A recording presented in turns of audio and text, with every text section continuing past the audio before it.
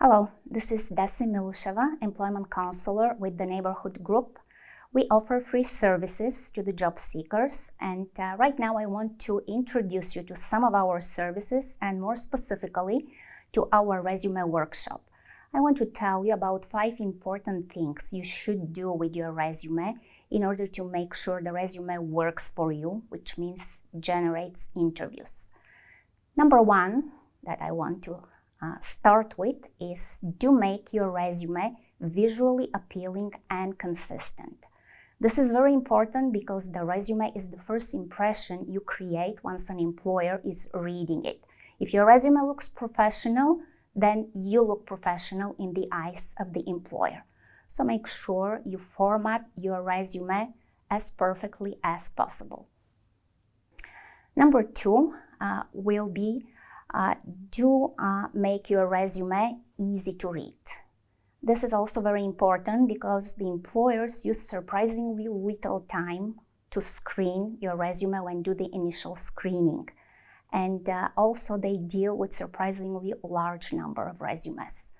So that's why make sure that your resume looks inviting to read and easy to read, and the important information is easy to find for the employer. Number 3 will be to strengthen your resume using action verbs. When you describe your experience, you should use verbs and not just weak verbs like I did or I worked, but strong and dynamic action verbs like developed or created or increased. It adds dynamic to your resume and also makes you look like a dynamic employee and dynamic team member. The next one, number 4, will be to quantify the results of your accomplishments. You need accomplishments in your resume. They make you stand out of the competition.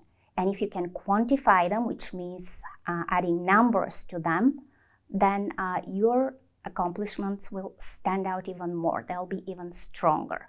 The numbers have different shape. When someone is skimming through the resume, even without reading, they will notice there's a number, and they will become more curious to see what is all this about.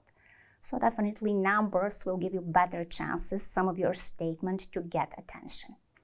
And the last one that I want to let you know about today, a topic we cover in our workshop, is to focus on relevant information relevant to your objective in your resume. So you don't need to describe everything that you have done. You don't need to tell everything to the employer about all the credentials and experiences you have.